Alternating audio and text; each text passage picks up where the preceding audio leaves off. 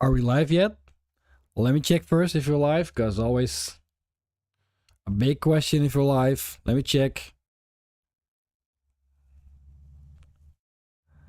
Let's check it out. Yeah, we're live. Welcome at another behind the scenes. Now I would say like a full-on tutorial walkthrough of a full hybrid wedding photo video post process. So starting from the full-on beginning up till the end product. I do a lot of hybrid photography, so photo and video, and I get a lot of questions on how do I edit the photos, how do I edit the videos, how do I do all those things in between, because if you start shooting hybrid, you get a lot of data, it's a lot of work, you don't know where to start, and you end up putting so much time in your work that it's almost not interesting to do because it takes too much time, it costs too much money. I've been doing hybrid photography and video for almost 18 years, so I think I can show you a trick or two to make your workflow go really faster. Of course, this is a full-on walkthrough, so we're not going that fast. And it's not like a full cut video with all kind of fast pacing stuff. No, it's just a slow TV kind of thing. Starting from the beginning. If you have questions, drop in the chat. Tell me or ask me anything about hybrid photography and video, because it can be very overwhelming. And I'm happy to help you with the way I work, the workflow. And every photographer, every videographer has a different way of working. This is my way of working, which works for me. And I'm happy to share with you how I do all those things and manage all that data, because we're talking about sometimes 1 terabyte of data just from one wedding. And that's a lot. This was a very intimate wedding, so it was just a half of a terabyte. Just a half of a terabyte. Just by saying it is like, it's a lot. But I want to walk you through everything. And without any further ado, let me put on my glasses, and let's drop into a screen. And the program I always start with isn't Lightroom, isn't DaVinci, Premiere. No, it's Photo Mechanic. And if you don't know the program, Photo Mechanic is actually something very simple.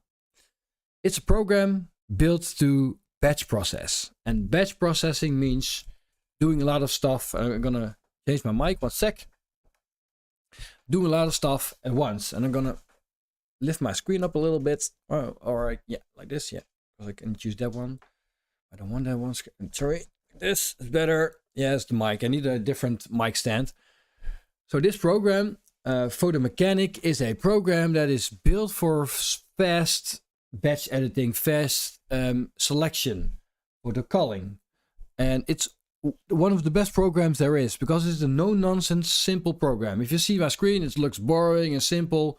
That's what we want. We want boring and simple, because these kind of programs make your workflow, make your work way faster.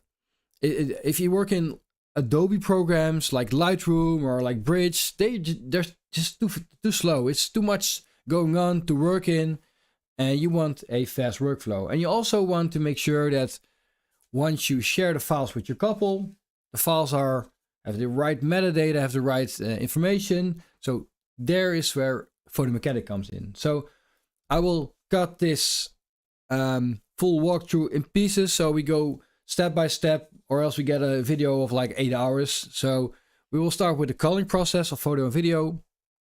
We enter live stream, and we start with the photo editing. Then we do the DaVinci, and so on and so on. So this is, as you can see, Photo Mechanic. You can download it and you can use a free trial actually. But also you have a paid version. This is a lifetime paid version. I have it for a long time. This is one of those programs. It's just you pay for it, you have it, and it works. I absolutely love it. I've been using it for years, and it saves me hundreds of hours of work. And that's important. Take this from me. If you want to become professional or like earn money with it, you have to win time. And able to win time, you need the right programs, the right workflow to make money. Because making money makes sure your company or your business will be alive. If you spend too much, sorry, my glasses are, yeah. If you spend too much on a wedding, it will cost you a lot of money and it's not viable for a business. So let's open up. So you can have a lot of information on the left on the navigation menu, but I always keep it simple. I have one folder on my computer. It's called Photo Upload. Actually, I wrote photo in Dutch, but the upload is in English. And I will drop in my wedding after I shot my wedding. So what I will do is I drop in the audio track, the raw photos, raw photo selection, and raw video. So what does this mean? In the audio, there are audio files because I recorded audio as a hybrid photographer. I've made photos. I will delete this photo because there's like a, oops, I pressed the button. I've recorded photos and I put all those photos in folders. So I will show you in a sec. And these are empty folders. And this is the raw video. So I have a cam A, cam B, and a drone. And these are, well, Insta360 vlog files. So how does it work? When I throw in my photos and videos in a folder on my computer, because this is just a folder on my computer, I will drop in my photos in this raw photo folder. And I have a folder structure that I always copy and paste. And there's this folder structure. And in that folder structure, I will throw in all the photos. So the getting ready photos will be in the getting ready folder. The first look photos will be in the first look folder. Shoot, ceremony, family and friends, so like group photos and stuff. Afternoon, like the stuff that happens between all those, the ceremony and all that kind of stuff. A dinner folder, a party folder, but they didn't have a party, so I will delete that folder. And I have a details folder for other stuff. Like maybe I've shot a photo of like a wedding venue, or like here drone shots. I'll put in this folder. So this is just a folder on my hard drive or on my solid state drive. These are all the photos I took on this wedding. But what's very important, and I already did that, so sorry, because I had to do it because I have to back up everything. When I throw all my photos into this folder, in these folders, I will rename my folders first. And that's the first thing you always do, rename your files. Because if you don't rename your files, you won't know. If you're looking for a file that is called A237 Canon / it doesn't work. You can't find the file. So the first thing I do when I import all my photos in Photo Mechanic. So let's imagine these are all the photos I've shot. I will select all, like Command A or same on Windows.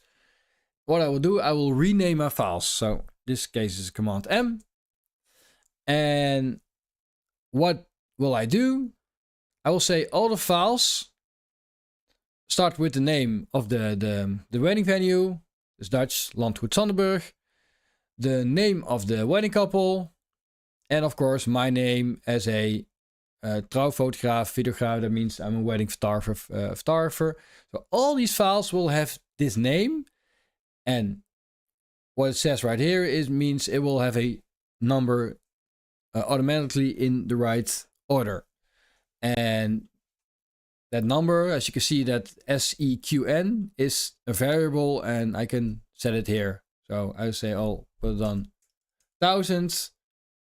And when I press rename, it will start renaming the files from 1000 up to as far as it goes.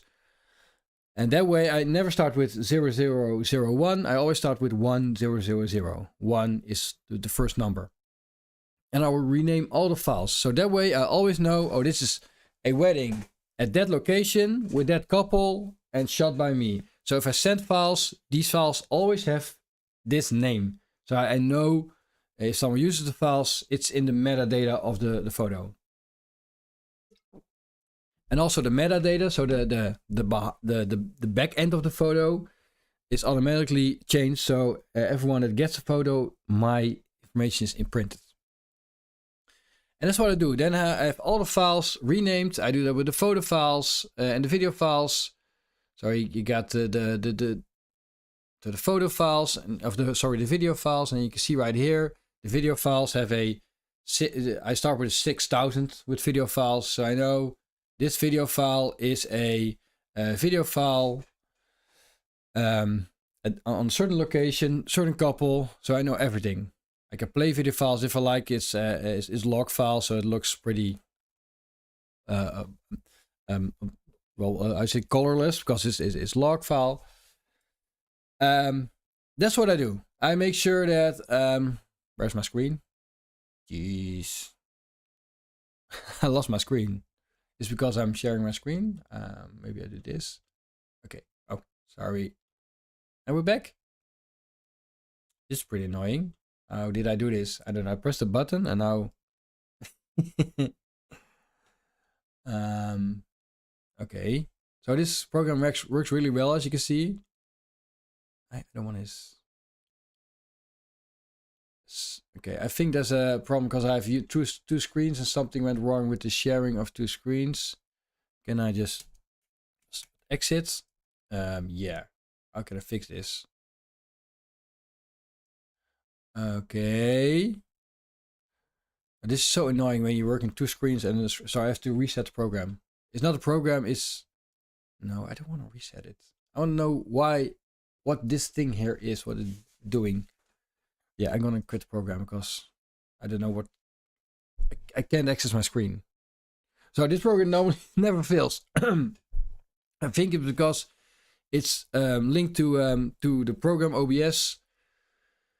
There's something going on because I also can't see my, as you can see, my full screen mode here.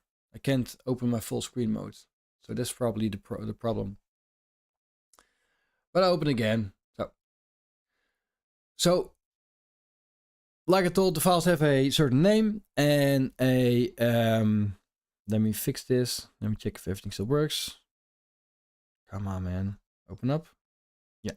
So all the files have a name of the venue, of me, of the wedding couple, so I know I can find every file. So I can never get double the same file names. And now we get the culling part, and this is where Photo Mechanic really excels, because if you use Lightroom, the big problem of Lightroom is that it's very slow to call photos. So if I open this up, and I think we're going to get the same problem if I'm going to exit it every time I open a folder because of the streaming. So I have to reset the program every time. If I use Lightroom to select photos, Lightroom is really slow, because what does Lightroom do? It will, every time I select a photo, it will load in the full raw photo. And it takes a lot of time because raw files are very big. So every time you press right, it takes a lot of time to access the photo. I'm doing the Photo Mechanic, it's fast.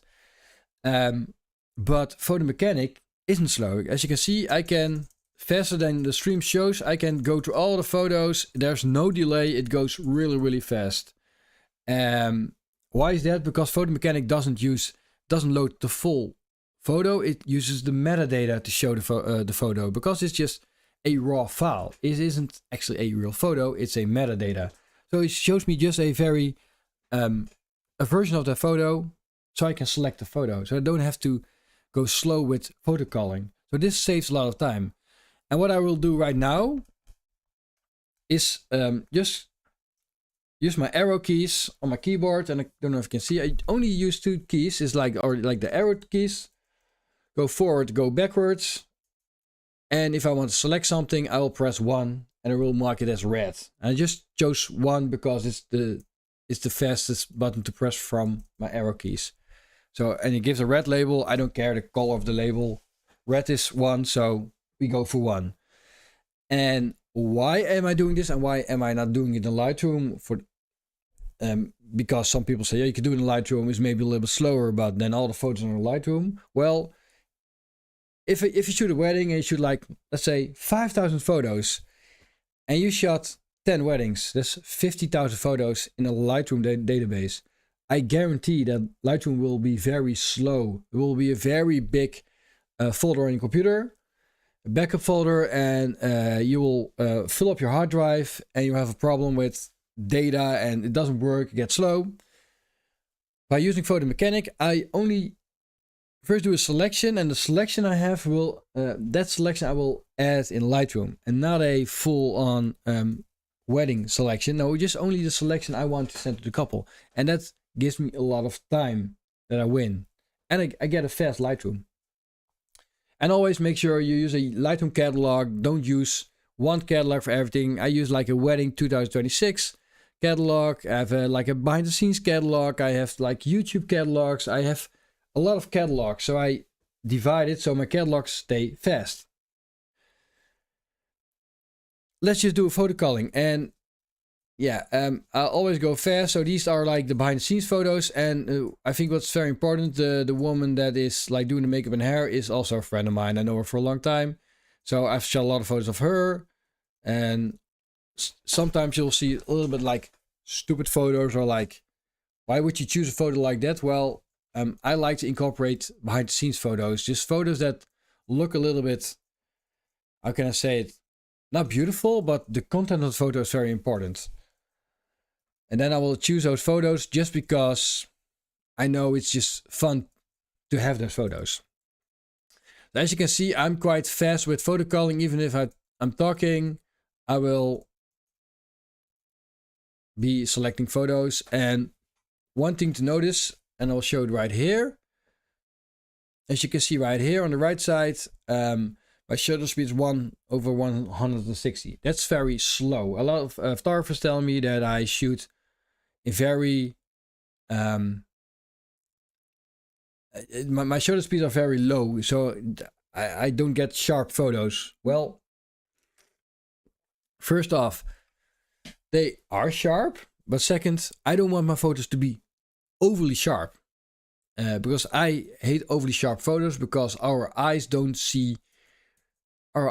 that sharp. So if I would shoot very sharp, then I won't like the photos as much as if I have a little bit more movement in the photos. Sometimes I'll shoot like 1/250 or a little bit higher because of the sun, or like because I need to. But for the most of the time, I will shoot like 1/125 or 1/160. Keep it low. There's a sister. She didn't want to be on the photo, so what do? I'll make a photo. Sometimes people are very like, they just see me for the first time, and what I do then is just make photos, have a little fun. Just breaking the ice, because that's very important. Yeah, I like this one better. Oh, no, it's stupid if he holds her like this. Better. Yep.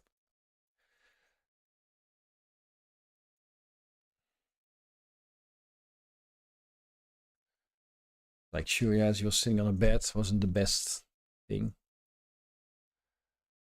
Yep. Sometimes I will choose unsharp photos. Put on the dress. Yeah, they're gonna cut it. So I see myself here in the background, so I have to delete myself, because I hate mirrors, because mirrors are just annoying.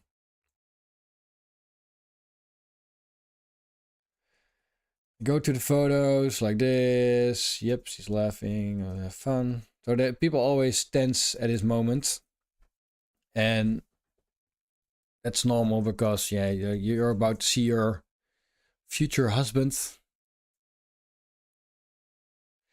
So I don't really interfere with the posing, not that much. Sometimes a little bit, depends on what kind of wedding it is, and also in this case, I just make sure he turned around for the light, because there's light from one side. I always turn off the lights when I'm shooting. It's a very tiny room, so actually what I did at this moment, I didn't know that, but my camera was in a crop mode. So I have a full frame camera right here. And somehow, so okay, check this out. So let me show you. So this is a Canon R5 Mark II. It's a beast of a camera, and somehow my camera was in a crop mode. So crop mode means 1.6 with Canon, and it means that like it was a 1.6 crop on my photos. I was like, why do my photos look so zoomed in? I didn't know what was wrong. So I don't know how that happened, but there was something wrong. I just felt there was something not right. Eventually I found out that there was like a crop mode. I can show you actually, because so I found and I didn't set the crop mode. I'm really sure, but it was showing the crop mode. So I don't know if you can see it, but so you got like a movie, you got movie cropping, and then you got movie cropping here. That's for the video, but for photo you also have a crop. Let me check. Yeah, like cropping aspect ratio right here. So it was on this setting. Everything was cropped. So somehow there is a way to crop or to set that setting without knowing you change that setting, this happens. I mean, I've been a photographer for more than 20 years, so I know a lot about the camera. I mean, there's no surprise to me, and then still it can happen to me, and I'm like, why does it happen? Why does the camera is in crop mode? Like, so even if you're starting out, things will happen. It's normal in photography. Like, cameras are just, especially modern cameras, suck. Because if you grab an old mechanic camera, these kind of things just never happen. I mean, 20 years, so I've shot with, also shot analog. Is this way, is so much more solid, so much more problem less. You have just less problems. The mechanic cameras just work way better. And it's not because I'm saying, oh, everything used to be better. No, absolutely not. But believe me, old cameras are just... I made a video on my channel. If you look up, go to my videos and go to challenges. There's a video where I shot with 17 years of Canon cameras and did a fashion/wedding shoot. And the outcome of the video is very surprising, because I use two old cameras, two more modern cameras, and you will see the difference between the cameras, and you'll be amazed on how we did not progress technically in cameras. Actually, we think we do, but we didn't. Only thing that happened, the camera can do more stuff for you. But if you know how camera works, you don't want the camera to do too much for you. You want to control your camera. So what a photo, man. Whew. Jeez. What was I doing here? Yep. So in case you're dropping in right now in this fantastic real life hybrid photo video editing, I made a very long YouTube title. We're starting with the culling process. It's part 1 of photos and videos. If you dropped in, I would recommend going to the beginning, because I explain how we start and why we use Photo Mechanic and not Adobe Lightroom or Adobe Bridge or other programs. No, we always start in Photo Mechanic for a very important reason. So let's go through all the photos. She has a beautiful smile, and I mean, I've got brown green eyes. I like dark eyes. My son has beautiful dark eyes, but as a photographer, I love light eyes because it's so much easier to shoot with light eyes. So I did my selection of the images. As you can see right here, I do it like this. So I chose these images. When I go back to the overview, I'll press this button right here, and it only shows my selection photos. And now I will show you why I have a second folder with the same folder structure. This is an empty folder structure. This is a filled up folder structure. Raw photo cell just means my raw photo selection. And all these photos right here, I will drop in the getting ready of this folder. So what happens right now, all the selection photos here are out of this folder, only the ones I didn't select. And in this folder right here are my selected photos. So I know these photos are the photos I like and I want to edit. And these are the photos I will put in Lightroom, as we'll see in the next live feed. So let's get back to the first look. Open up, and every folder you open is a new tab. And we do the same for the first look. So a couple of photos. I'll make a tinier screen because then I'll go back to this screen. Look at him. Actually, the first look wasn't really...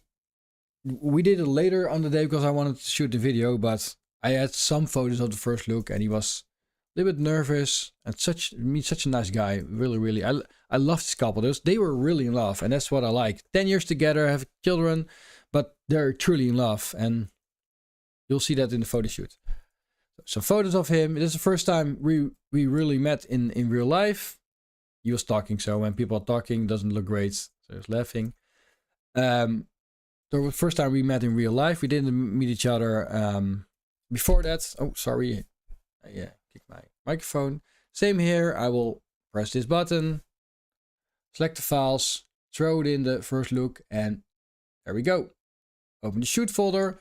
So by dividing all my photos, what happens? I get some overview. Photo culling it's boring, but it makes it less boring. And what is very important, if I want to do this live stream, I will be fast as F when culling, because I can do it really fast. After 20 years, you just know what you shot, and I have I can remember every photo I ever shot. So it's when I going through it, I just like, oh yeah, I shot this one, I like this one. And because of the woman on the right side, she is the makeup artist, but she sticks around the whole day to help. So I made a lot of photos of her. So after first look, there was actually the moment after the first look, and what I do right then is just take a couple of photos just to get used to the camera. So they start kissing. I just ask them to stand in front of each other. Don't have to do anything. They start just kissing, and I want to see their dynamic. I just want to see how they like each other, and well, that sounds strange, but how their dynamic is, because for me it's very important to see that dynamic. And along the way, I will give them some like notes, like he's holding her like this, and that's not how you hold your girlfriend or your wife or your partner. You just grab your partner. So I will make a joke like, it isn't your mother, just grab her like it's your girlfriend, like grab her. So these are not great photos, these aren't shoot-worthy photos. But I know that. But I don't want to push them in all kind of photo of her, because that's the landlord. I don't want to push them in like a whole posing session. I just grab them a little bit and just talking with them, and the shoot will come later on the day. And now I'm just checking out. There was also the moment I was like, there's something with my camera. I don't know why the camera is so cropped. I just feels very cropped. And then after this I was like, okay, there's something wrong with my camera. And I don't sweat, because I've had so much trouble with cameras, especially modern cameras. So there was his car. He liked his car, so he wanted to have some photos with his car. In the full sun. So full sun, white car is the most horrible thing you can have. So I put him in the shade. Well, their faces are have shade. I made some photos they will like, and this is absolutely not my style, not my kind of photography, but they wanted some quick photos. And then I just have to make the couple happy. So we do a fast forward. Now we're in the evening. This is after the dinner, after the ceremony. These photos are beginning of the day. Feels a little bit uncomfortable. Really sunny. This is later on the day. This is like 7:30 in the evening.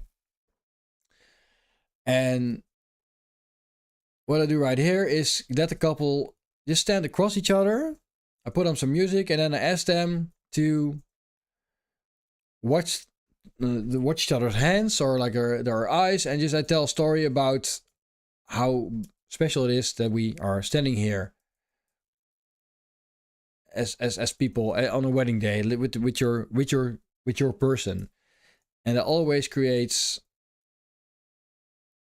a very interesting moment, because they start to cry or like, because I tell a lot of, well, how do you say it?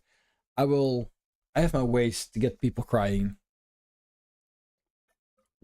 I just showed them my portfolio and they're like, oh my gosh, why did we pick him? No, without any, I'm not joking around. When I do a photo shoot, I will, because this is the photo shoot, I will always create like a space for the photo shoot. Because if you come from a dinner, we had a dinner, like a lot of stuff going on, and you go instantly in the shoot, and a guy likes, oh, you have to do this and you have to do that for photos. It feels very overwhelming. So I'll create a very zen space, tell a little story, and I ask them to watch each other's hands and have realize how special this moment is. So after that, he saw something between her teeth and he was picking it out, which was really funny. And then I took a cinematic photo of that.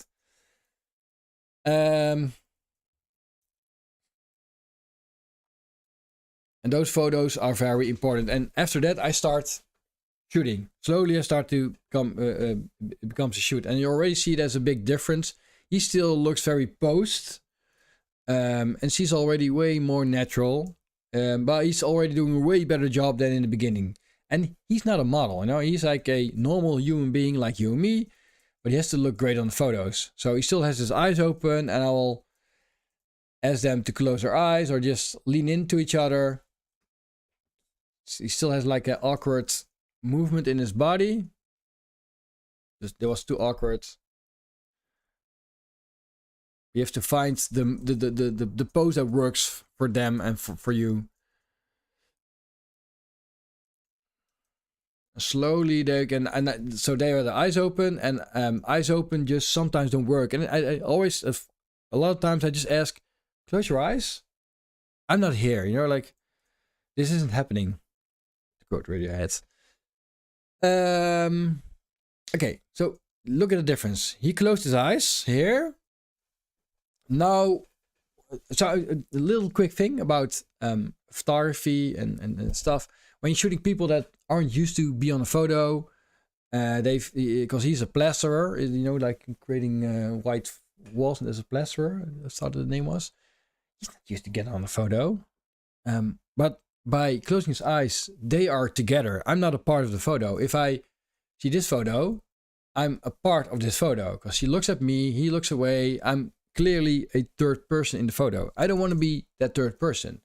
Sometimes, mostly not. Now it's them in a space. Again, it's like a 1/160 photo, and ISO 3200. It's a high ISO because it's already later in the day. And I have an ND filter on my camera for the filming part. And I love these photos. And now we'll see, slowly we'll get in beautiful, if I say so myself, beautiful photos. I created a great light. I found a space in the shade. Sun's coming from here, creates a little bit of light in a rim light. And I don't have to do a lot to make this photo pop out in my editing. And we'll see in my editing how fast I can edit these photos. And that's the thing. Create the great light, a great space, and you don't have to do a lot of editing. Go on. I start walking. Some behind the scenes shots. I like the behind the scenes things. And I'm like, yeah, okay. Now we're going to stand from the castle. And I'm someone that keeps on clicking because I like those behind the scenes shots. Now, they wanted to do a dip. I was like, fine, let's do a dip. But he was looking at me with a dip, and well, with a dip, you want them to look at me because, hey, you're dipping together. You're not dipping like me. But a dip's very difficult to have a great dip. You need like ballerina women to do a really great dip, because you have to be very flexible. Not that she isn't flexible, but you need dancers. Dancers can do awesome dips. I was grabbing the sun like so in these photos. I will just try to grab the sun a little bit yes, a little bit no.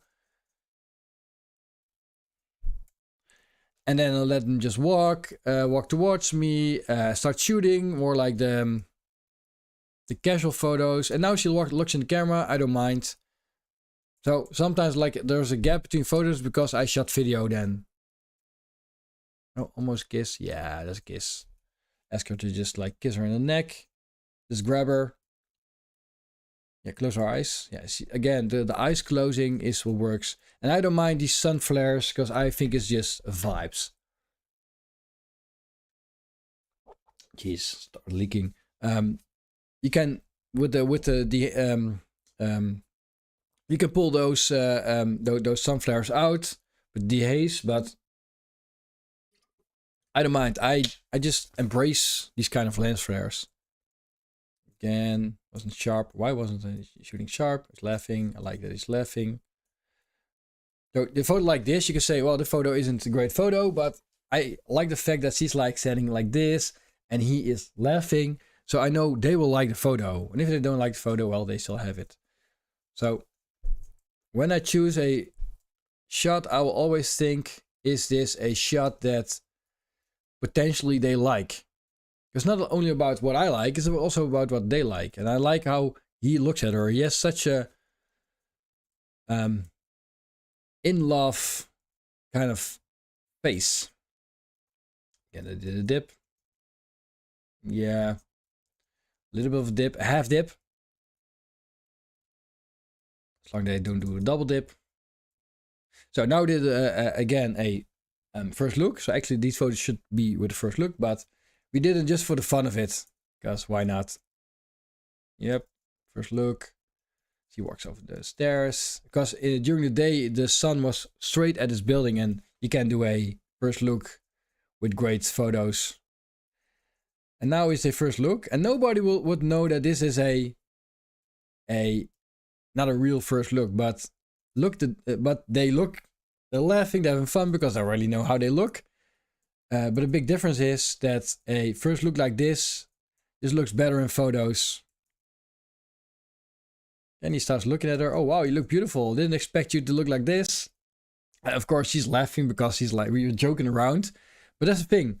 So if you want to have a hybrid tip, because a lot of people say, well, how do you miss stuff? How do you know, be sure to have like a first look? How do you do that with a photo video? Well, you can do photos and put on like a, where is it? Like a 360 camera that shoots video. You could like, or the GoPro to shoot video and photo.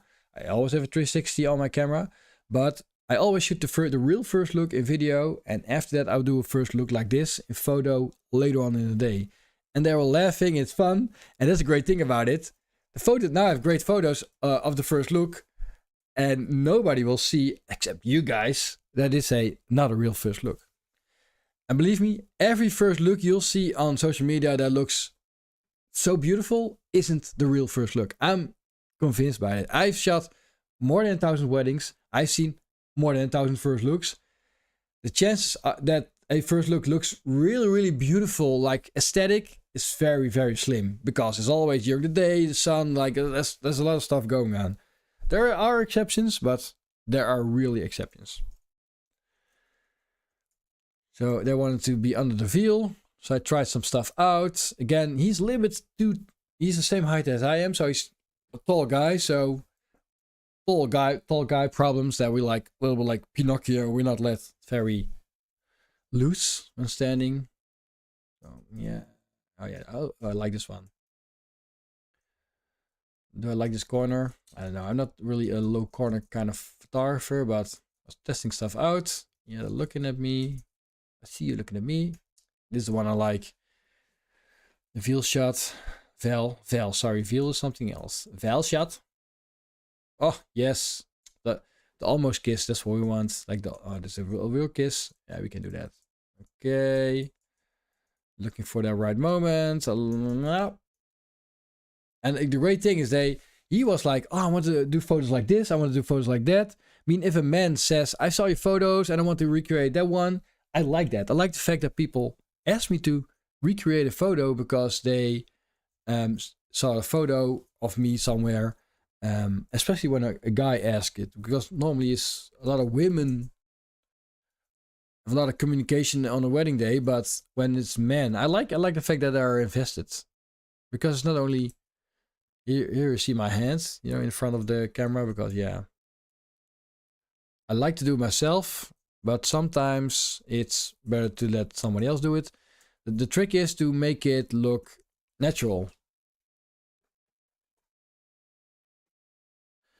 And I should have, because I used the f4 aperture, I should have used a high aperture so the sun becomes a little bit of a star. Yeah, but I was like, it was the end of the day. I was actually already done at this moment. The time was up for the wedding. I like, yeah, this one. Yeah, and you see, because I'm playing, there's a lot of stuff going on, these kind of photos. I will underexpose. I will want the sun to just barely touch this like edge right here. And I'm using a veil to create a photo. So there's a lot of stuff going on to create a photo I like. I'm doing a lot of stuff here. There's like Marion. But I always underexpose just because I want a be sure that I can retrieve my information in the photo. The family photo shots, like messy. Yeah, that's cute. I just normally select a lot of them because, yeah, beautiful family. So this is already a little post, but it's, yeah, and these moments are very important. If you're a dad, you know, just helping your little kid is just the precious moments, and these photos are great. It took me when I became a dad, I more understood why people want these kind of photos. That they don't look really polished, but these are moments. Like, so this is a very great example of photo selection.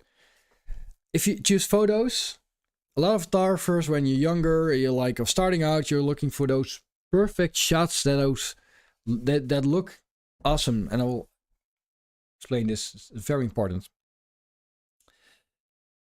First time watching, really good to see behind the scenes process. Oh, great. Thanks, man. Thanks, sorry, man. Thanks. Clear Vista. Well, thanks to Clear Vista. I know I said man, but maybe you're a woman or a man or something else. Could be. Photo selection. I want to tell you something about selection of photos. When I started out as a photographer, I was always hunting for the perfect shot, the perfect picture.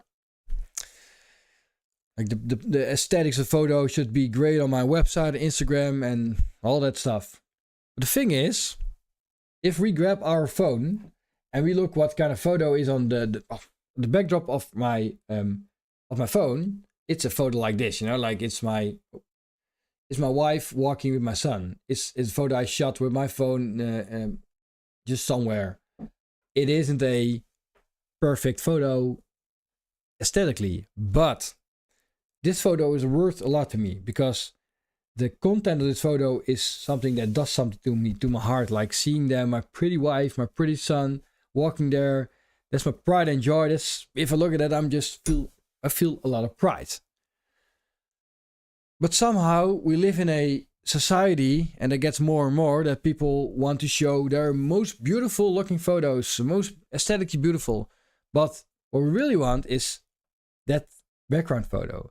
So if you look at your photo and you have a background photo of your dog or like your partner or something, those are the things that really matter.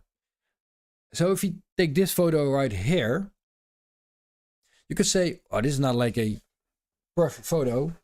Well, yes and no. It is a perfect photo as a aesthetically, but this is a family moment. Look, they're looking at each other, they're having fun. This like, I'm always sneaking in their little family moment, and that's what I like about this photo. And that's when you choose photos, I always take these photos with me, because just for the simple reason, these are just fun moments, real moments. And now when we look at this photo, wait a sec, where she's watching, right? She opened her eyes. These are more pose photos. This you see the difference is a pose photo, but this is so much less interesting because this is what people ask, but they actually want a photo or a selection of photos that really captures them as a family. But I always select them because, yeah, still, you know, like, why would I keep them for myself. Walking away. Let's do some walking away shots. So these are the shoot photos. And again, if you're dropping in, I would start at the beginning of the video because it's very important so I can explain what I'm doing right now. We did the shoot. Now we go to the ceremony. And the shoot takes a little more time to call, but the ceremony is way, way faster. Let me take a sip of this water. Let me check if the live chat still works. So if you're watching and you're like, want to say hi, Roy. Appreciate it, because I see a lot of people watching, but I only see Clear Vista in the chat. I'm wondering where Clear Vista is from.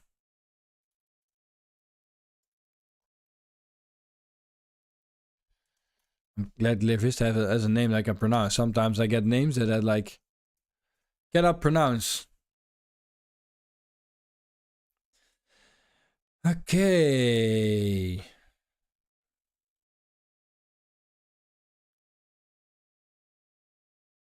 Let's do this selection. But it was behind the scenes, like the wedding officiant was doing stuff there and took some photos. So there's someone in the bed. That's the grandma. She's really sick, so they've got like a there's like a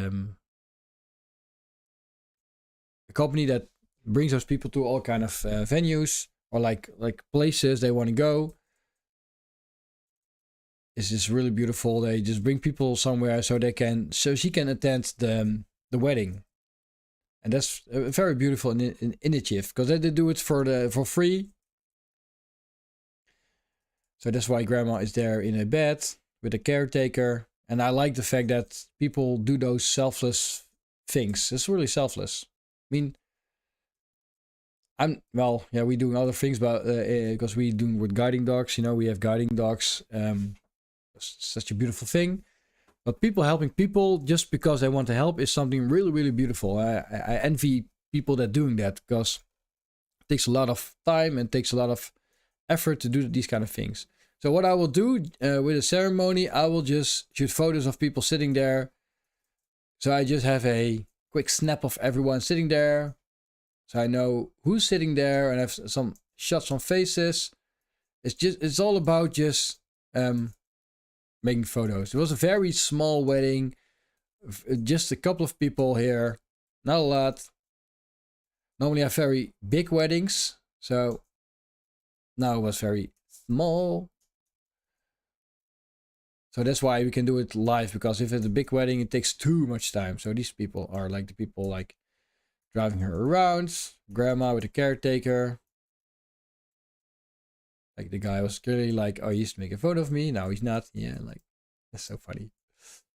Yep, just get used to me because I'm there. I'm in it to win it. There's the couples.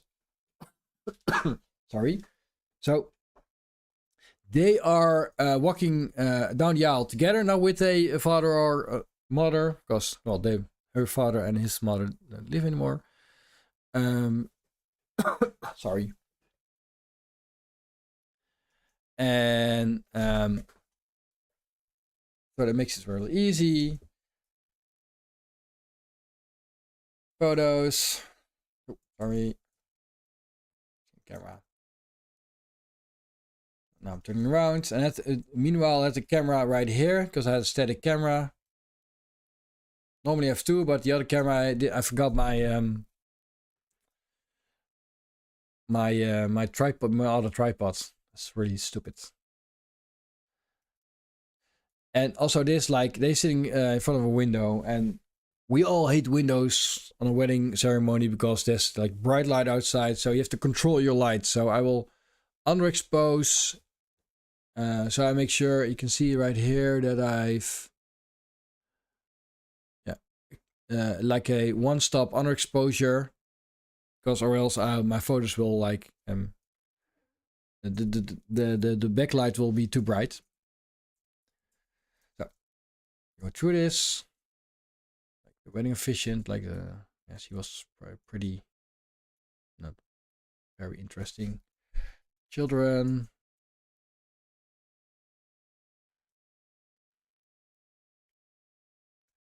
Yeah, let's go through it. I was hunting for like a little look, a little laugh. I just like have a shot list in my head. Like, okay, I want to have a photo like this. Yeah, the weapon here. Yeah, it goes really fast. If you're looking at this, you're like, geez, what you're doing. But yeah, hope it's not too annoying that someone is like doing so fast. But yeah, I'll just watch my watch because there's like there's someone in our garden that I know that person would be in my garden, but I have to check it. She's a friend of mine. That's why I took a photo. Look at it. I mean, this is like another great example of like this. Nobody cares for this photo except the people that know what's going on in this photo, because they know that he's taking on his he had a day off and he still went with her. He didn't have to work, but he came because he wanted to be there for her because she's like has dementia, so it's a little scary for her maybe, and he is there to help her. And that's like these kind of photos like this are very important photos. They maybe not look interesting, but for me it's I know this is worth something. And so always be interested in backstories of people, always talk with people, be aware of what the situations are, ask questions. Why is your grandma sick? Or like I ask those questions because I want to know the couple. I want to know what's going on. And they will tell you. And look in their eyes, you can see her eyes like a little bit teared up. Yeah, great. Great. Yeah, teary eyes.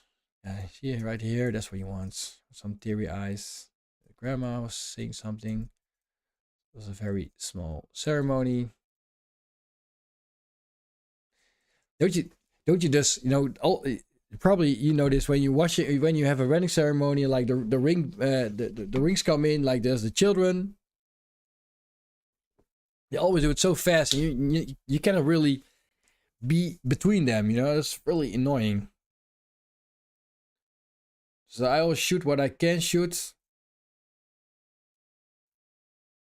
And you gotta remember, while shooting this, I also did video in between. So for everything, I've got video shots. Sorry, hiccups. The kiss. Yeah, and the wedding officiant. That person, oh man.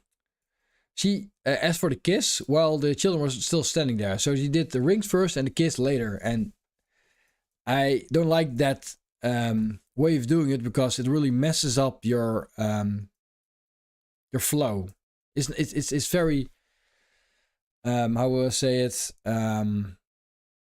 It's not logical, because like there you say yes and then a kiss. You got like yes, the other person yes. All right, kiss, mwah, and you got a photo. But some wedding officiants are like, they said yes, okay, let's now do the rings. Then everyone has to go like freaking like. You're standing there as a photographer, like, okay, there's a yes, and now the kiss, and you're there, and now the rings come, and you're standing there, like, no, and then two children walk here with the rings, and you're like, no, I'm standing here for the kiss. You have to run to the side, you don't get a great photo, because some wedding officiant thinks that there's an interesting way of doing it. No, if you're a wedding officiant and watching this, don't do it. Just do a yes, kiss, and then the rings. It's just, we want that as wedding photographers and videographers. So, sorry, I'm just annoyed by people doing that. Like, what's the use of it? What's the use? I will go back to my, come on, man. There we go. Oh, sorry. Clear it. Audio okay, great. Never shot a wedding, but enjoying street. Yeah, but UK, I know if you're in the UK, man, street photography, I think this is very interesting in the UK. I did it in Manchester, and I was like, oh, this city just really is very interesting. There's a lot of stuff going on the streets there. It's like, yeah. London also. Like, there's a lot of places where I just, there's interesting places. Where are you from in the UK?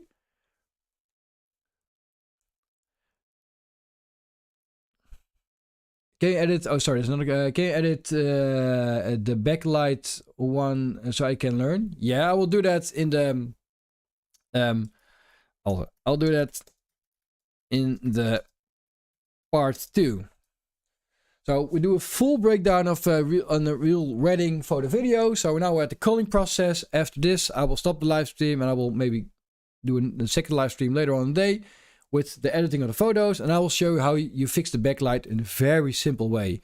But we're able to fix the backlight, and you have to understand how to be a photographer that knows how to shoot with backlight. And I think Clear Vista is in the chat is a street photographer and portraits. Street photographers are really good at getting the exposure right. So there's a rule: you always expose for the brightest part, so you can pull up the dark parts. But sometimes, and that's what I like, some street photographers will say, well, I want it to be overexposed. I want it to be make it interesting. So as a photographer, you got to learn how to overexpose sometimes, like do it on purpose. Sometimes you won't do it on purpose. But if you see my backlight situation here, I just grab a photo. You'll see this is dark here, and this is correctly exposed. I do that on purpose, so I have all my information in the photo. If I would do the correct lighting on them, what happens? The light outside will be overexposed, and I've lost my data. So you'll see right here, I have a exposure composition is -1, and -1 means there's one stop less light. The camera says, well, we need a certain setting, and I say one stop less. So I always know that I got the information I need. And editing this part 2, you'll see how I fix that very easily. I don't spend a lot of time on backlight situations. Okay, the signing of the documents. Yeah, that's not really interesting. Like, yeah, beautiful shot. If I say so myself. He's signing. I always ask them to sign a little bit slow, because some people are like a little rocket. Like, they want to drink beer, so they're like setting an autograph. Oh, sorry. Yeah, I never ask people to watch in the camera, because I hate people watching in the camera, but she did it on a very natural way. Natural way, so I don't mind her watching in the camera. You need to do what you do. I don't want to be the director on a wedding day. Sometimes you need a little bit of direction, but so he also watched in the camera, so they probably did that before. But dude, watch where you sign, man. Don't look at me. It's becoming creepy. Look, he keeps on looking at me. What you doing? What you doing? I'm about 30 minutes outside of London. So I get a nice... Oh, great, yeah. I've been in Milton Keynes. That's also outside of London. A Foo Fighter concert. And I gotta say, I mean, going to concerts in the UK is just so much better. You would think like the Brits are like a mess on like concerts, but no, man, the Dutch are way worse. The Brits are like standing in queue, waiting for like in line to grab a beer. Like the Dutch are like just go with everyone just runs to the bar and just you gotta fight for a beer. So the Brits do it way better. But I've been to Milton Keynes. The National Bowl, great location for a concert. So if you're not from the UK, you want to go to a great concert, go to UK, Milton Keynes. I don't know if it's part of London, but it's outside London. Awesome. 9 minutes, Brighton. Yeah, Brighton also know, yeah. I've never been to Brighton, but I know it from photography actually. So another question for me: being in a Christian wedding, making the white bride dress look natural, capture detail in the dress, outdoor shoot hard. Yeah, well, I'm used to the Hindu religious wedding. Well, I so happen to know both religions. Well, I am not a religious person myself. Somehow religious people book me, which is kind of interesting. But probably because I respect people having a religion. I don't mind having religion as long as I don't have to do their religion. I'm fine with it. Well, Hindu weddings, yeah, they don't do white dresses. They do color. I don't shoot Hindi weddings because I'm not that colorful of a photographer. I like to visit them and eat the food they make because it's awesome. But what you do when you shoot weddings, especially white dresses, always underexpose your photo like one stop. So if you got your light meter, and I'll give you a quick show. If you have your camera, and this is the same for every camera, go a little bit off subject, but since you guys ask and I want to give you all the information, can I show it a little bit better? So, which setting? Yeah, I should do. Yeah. So what we got right here is my Canon, and this thing right here is your light meter, your light exposure setting. So the 0, -1, the +1, and this actually does your if it's 0, it will expose correctly. If you underexpose, why doesn't it move? Sorry, I have to like, yeah. If you do the left, it underexposes 1 stop. If you go up, it exposes 1 stop more. A stop is a factor of where your camera measures with. But if you go 1 stop below, I always have a 1 stop below light, so it probably won't overexpose. That's the way you shoot weddings with white dresses, especially when you get a lot of sun. And I use a lot of AV mode. I don't use I use manual modes, but shooting hybrid, I use a lot of AV mode. I program my AV to a certain setting, so I know how to control my AV. I have videos on that on my channel, so you check it out. But that's the way you under and overexpose your photos without any problem. This is the setting, and I use this for a long time. Even if you shot analog, you will, yeah, you know how to do that, because in analog photography you need to underexpose a lot to get a great result. And I love just underexposing. And I gotta say, when I start shooting with the system cameras, you know, like the mirrorless, I had to relearn photography in a different way, because it works a little bit different from the analog photography. I used to work for a company that allowed me to travel regularly. I went to Utrecht. Oh, great, man. Yeah, Utrecht. That's the Netherlands. Everything is not far away. But Utrecht is well. So the most beautiful cities of the Netherlands are, of course, in the south, not Holland part. So I'm not from Holland. I'm from the Netherlands. We don't like to be called people from Holland.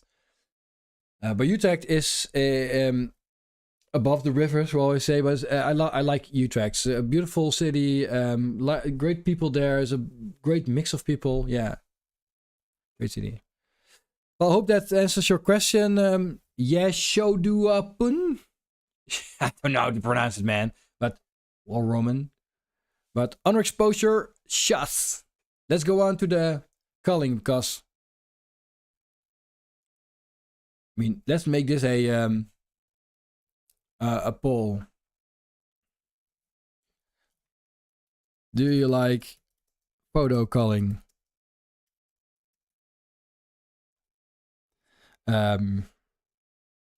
Love it, hate it, and start poll. I know what my answer is.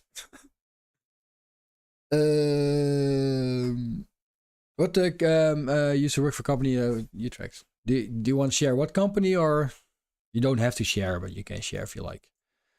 And I start culling again. Culling. Culling.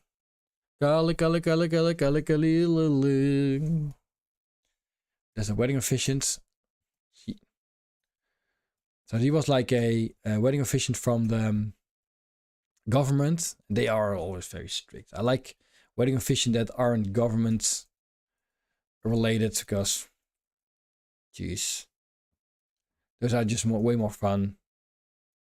Also, like when the wedding couple walked away, she was walking in front of them. I was like, move, female dog, move out the way, You like this? Okay, so when they wanted to start walking, she was like in front of me, like, what are you doing?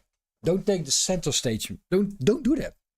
It's not your wedding. You're an officiant. You just say government officiant. Yeah. Yeah, they didn't want a real like walk away kind of kiss thing. They were like, just walk away. We want a and the wrong song was on playing. That's really funny. Yeah. So this is not That's grandma with a caretaker. I don't know. So, photos selected, ceremony. Press this one. Everything, everything. Ceremony. Bloop. Friends and family. So, yeah, this like stickers is like with grandma in the bed. And sometimes I just select everything because why not? I'll select a lot of photos just because you know how it is with group photos. Someone thinks that looks better in one shot than the other shot, and we couldn't move grandma around a lot because yeah, it was a really warm day, like 31 degrees Celsius. So you don't want to put someone that's sick in a freaking sun. That's like not great. Yeah, it's cute. One like is some kind of generation photo, which is very hard when someone's in a bed, of course. Yeah, yeah, I'm making photos. Oh yeah, she was like when she was pointing, because I have a microphone on my camera. She was like, "Do I look at the left thing or the right thing?" I was like, "Well, the left thing is a microphone, so you can watch my microphone, but better to watch into the lens then." Yeah. So I'm a very sarcastic guy. You know, I don't know if you guys have the same, but if you should, yeah, I always have to hold down my sarcasm.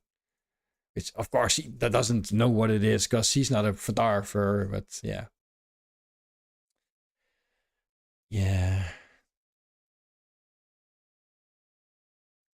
Oh man, I don't like group photos. Taking group photos. I like the fact that we did it for her, but I'm not a group photo. So they wanted a group photo under a tent with all those people. You know, that's your worst nightmare because I didn't have the. It's like, okay, we do a big group photo. I'm like, yeah. I was about to say nee, because nee is also old English, nee, but nee is no in Dutch, actually. Yeah. And I wanted to like a little cheer, but wasn't really coming a cheer, which is kind of funny. Like, yeah, guys, like, come on, a little bit like, hey. You know, that was like a cricket moment. But, you know, when you're standing there like, yay, and everybody's standing there like, all right. I guess we're not. Oh, sorry, I'm still have my screen. I was like, okay, I guess we're not doing this. So funny. Yeah, cute little grandma. I mean, these are photos like they're worth something as her sister. So, you guys think what's going on here? So you can definitely see that they're a family.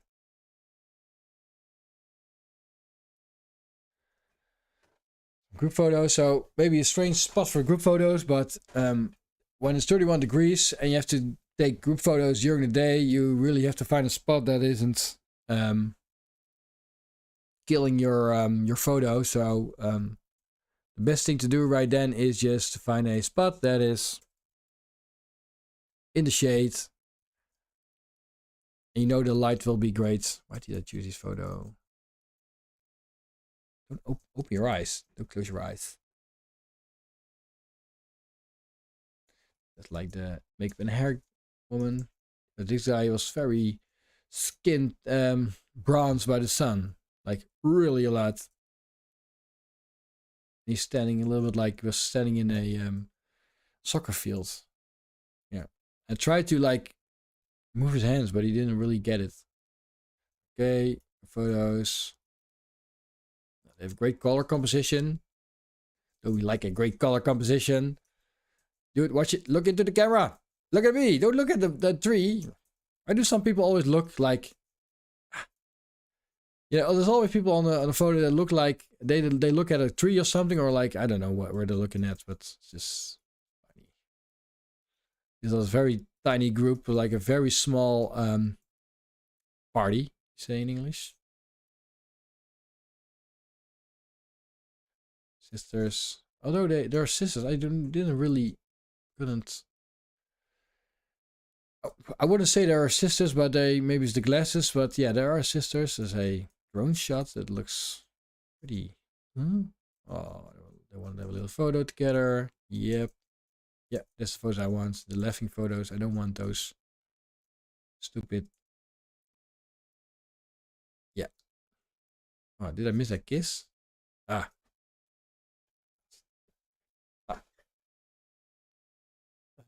So they were walking there, little children. I was like, take a photo of you guys. They said no. I said, well, let's do it anyway because your parents want this photo, and well, of course, you want photos of your children. And here we go. Now we got the friends and family photos. Always there. Afternoon. In case you're dropping in this magnificent live real hybrid photo video editing culling workflow. I just read my own video title because it's such a long title. This is part 1, uno, like the Italians say, of één, as we say in Dutch, which sounds horrible. We're starting with the photo video culling process, and it's important that the culling happens in a program called Photo Mechanic because it's really fast. It's very fast. Because you can do like this. Go to RAW files, like big Canon R5 Mark II RAW files, and it goes through it like a warm knife through butter. Oh, the wedding efficient, like, oh yeah, that wedding efficient was like, jeez. And she did so much stuff that like, don't do that. She wanted a photo like, I was like, had to take photos of the cake and stuff, and she was like, oh yeah, make a photo of us. Make a photo of you. So I just took a photo, didn't even make the put them in the right place for a photo. I was like, all right, you want a photo? Click, here's your photo. Because we had to do other stuff, you know, we had to record a speech and stuff, and she's like, oh, can you make a photo? No.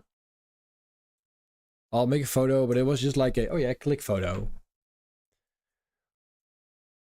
Yeah, beautiful moment with our little kids and daddy. Congratulations. Oh, the guy already had a beer, eh? God damn. Some people. Like Dutch wedding and Heineken. I always say Dutch people don't drink Heineken. And that one guy. Oh yeah, let's grab a Heineken. So actually, when you want to take a photo, when people do congratulations, wait for the kisses. Dutch do 3 kisses, like, mwah, mwah, and then they go back and laugh, and that's the moment you click.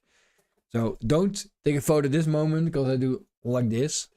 So we give each other 3 kisses, but we don't really give it. So what we do is, this is the person, you do it like this. So I always go in for the hug, instantly go for the hug, because I hate those stupid air kisses. I'm like, but I'm kissing air, you know, like why would I kiss? And I don't want to kiss you, and I don't want to kiss air. Just do like a hug and done.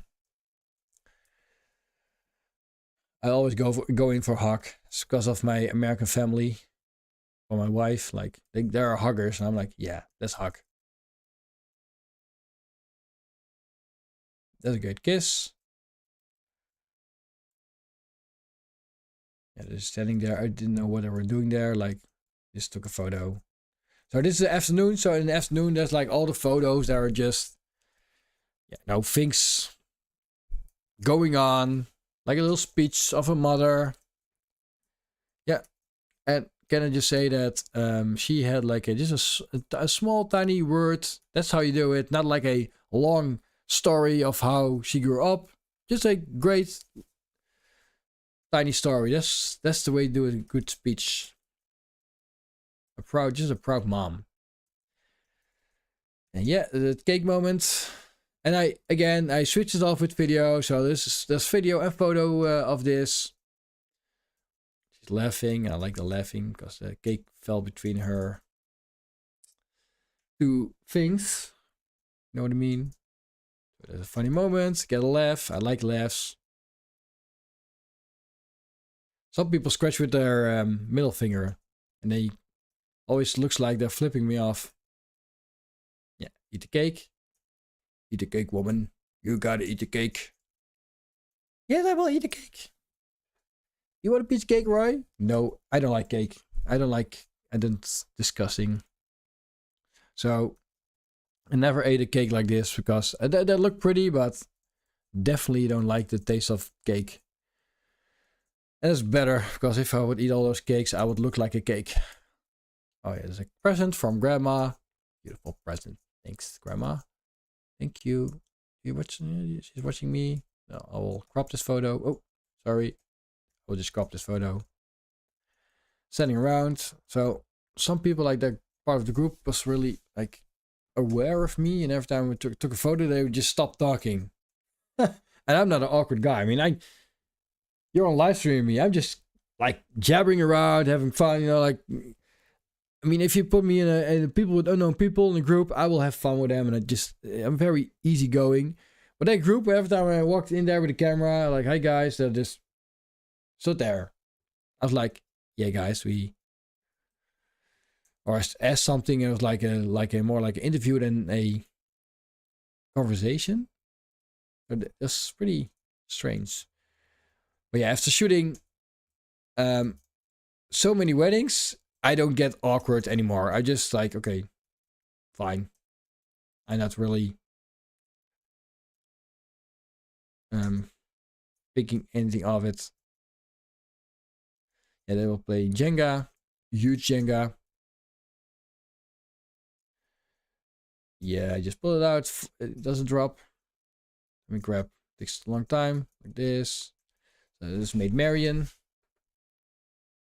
Her name is Marian, but the first time, the left person. I worked with her. It was on a castle wedding, so I called her Maid Marian, and she calls me Ritter Roy, which means Ritter is knight. Actually, so I'm a knight. Knight in shiny armor. I don't know what this is, what I did right here, but yeah, some photo. Children running, always fun, like having fun. People just talking. That's it. Okie dokie. Always done with those. Culling, are there still any questions? People asking questions? If you dropped just in this session, let me check. What's your? I have I face. Sorry, I have dyslexia, so I read like a toddler. I face the same way for group photos. Oh yeah. That's a great thing, man. Do you shoot video on the R5? I shoot video on the R5 Mark II. So this is the R5 Mark II, like Germans say, 2. And I have 2 R5s Type 1. And I use that with a steady camera. So I've got 2 R5s. So one has like a zoom lens on it. I'll put them on the wedding couple or for speeches or something. And the other one is a steady camera. I will put in different places for reactions and stuff. So I got 3 R5s. And one of them is the R5 Mark II. And I gotta say, the R5 Mark II is the first mirrorless camera that I have that truly is a hybrid camera. That is actually can do hybrid in the way I want it to be. Still, it's not perfect, but it is close to perfect. The image stabilization really sucks of a Canon, but yeah. So I don't use image stabilization. I just use very tight grips on my body. Giga Colorscapes. Great name, Giga Colorscapes. Off-camera flash is cool, right? When you get to use it. Yeah, it's cool because a flash is a 5500 Kelvin. So that's pretty cool light. But that's probably not what you mean. Well, off-camera flash is cool. So 20 years ago, when I started my photography journey, I was amazed by off-camera flash. Like, oh, you can do such a great stuff. 20 years later, I don't care. Because I just like natural light better. I will use flash sometimes, but it just becomes way more basic, I guess. So when you're starting out, it's way more fun. And some people just make it their thing to go full off-camera flash, which is great. But yeah, I think there's a place and time for it. I think for a party, if you shoot party shots, I did another live session last week. You can find it on my channel. In the description there's a link to the live feeds. There's one I did with the people that did off-camera flash, because it was a very cool party. The guy worked for Tomorrowland, so yeah, that wedding party was like bizarre. Yeah, then I will use off-camera flash just because of the interesting lights and use the curtain settings in a different way. That's the right time and place. But for normally shooting, I didn't use any flash or speed lights on this wedding because I don't need it. And because I shoot hybrid, if I would use a microphone, normally there's on this camera there's a handle, a top handle, a microphone, and if I also would put on a Pro Photo flash, it becomes like a studio I have to carry in my arms. It's just too big. But I did it. You have to work out a lot to hold this camera, because this camera fully rigged weighs about 5 kilograms. So that's around like 10 point something pounds. That's quite heavy duty. So dinner photos are just few photos, not that much, like people standing around like waiting for the food. Oh, these photos belong to they're all smoking. Yeah, I can help it, they are smoking. So these photos belonged in another folder I just see right now, so I will make sure those will be, yep. So dinner setting photos. So when you have that hard light, I will embrace hard, tough lights like this. There's not a lot of dinner photos because people just, because it was a barbecue buffet, not everyone's singing. Yeah, it's like, doesn't work with all those photos. I shoot what I can shoot. I've tried to grab some fun moments. And also I had to eat because I'm from the south of Netherlands, and we are very food-based. Our life is around food. I don't know the right word for it. It's a wonder that I'm not fat, because I eat a lot. Probably because I run around at weddings a lot. The mister. Yep. Food.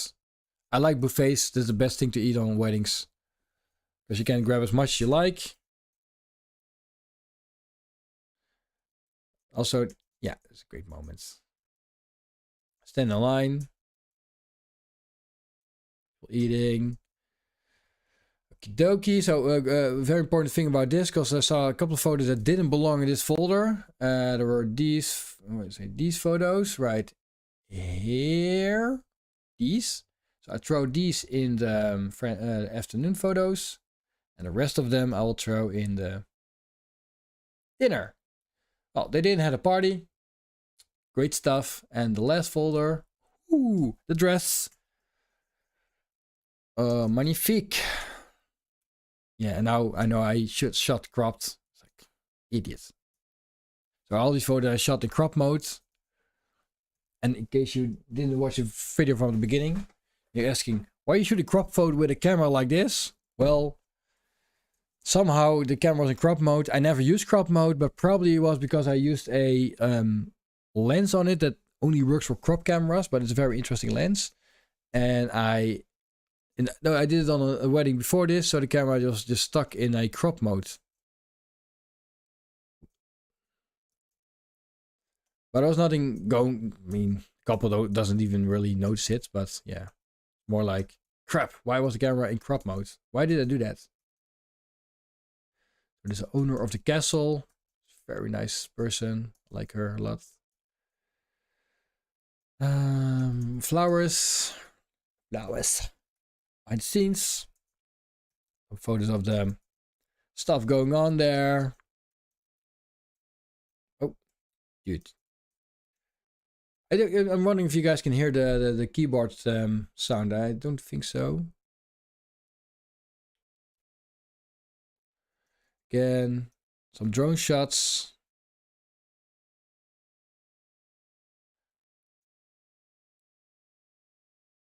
So these photos actually sometimes just walk around to check out what my photo spots will be. So I know where the shade is. There's a peacock that was running around and doing peacock things. like making a lot of noise. Every time people were laughing, the peacock was like, "Wow!" That's my impression. So you're watching a live stream of a guy that does an impersonation of a peacock. "Wow!" Was doing that the whole day. Like, peacocks can be so annoying sometimes, but they're beautiful. You know, they just know they're pretty and like, love the world. I'm pretty and I do what I want. So these shots, I took those because I know the makeup artists will love have these kind of photos. She actually took some behind the scenes photos of me. Yeah. And this is the selection, and I'm gonna show you how can I show it? No, I can show it. I'll tell you in a sec. So these are the last photos we selected, and now we're done with the photo selection. So right now, we have all the photos we want for this wedding. And the next step will be, let me go back to this screen. The next step will be editing the photos. And the photo editing is really fast. I can edit these photos. I can do it in a little more than an hour, I think. But we're going to do it live, so to get a little bit slower. And after that, we're going to start with the video. So we already did some video stuff. We did all renaming. So then we will import into DaVinci and we'll start editing. As you can see, the photo culling, still we did a quite fast one. But I can imagine you have a lot of questions about it. Feel free to ask, because we're going to end the video. You can ask in the comment section. The program I used is Photo Mechanic. Awesome program. In the second part, so I'm going to eat something. We're going to start a new chat. A live stream. I'm going to edit the photos in Lightroom Classic. And someone asked, how do you cope with the backlight situation? Because always had irritating backlight situations like Windows. And I'll show you how I have a very simple fix for it. And the way I edit will, especially when you're not an experienced photographer or experienced editor, is like, oh, this is so different from other people, what I'm used to. And it's so much faster. And also a lot of people don't really realize that you don't have to do a lot of editing if you make sure your photos are in great shape with great lighting conditions. So thanks for watching, and give some thumbs up, give me some love, because I mean, this slows my work down, but it gives you a lot of information. I can help people with it, and I love to help people with making them better at this, in this case, like the editing and all the stuff. So make sure to give me some love back. Give me a follow, check out my channel. There's a lot of stuff on hybrid photography and photography, but especially hybrid. And see you in the next live session. Arrivederci, like the Italians say.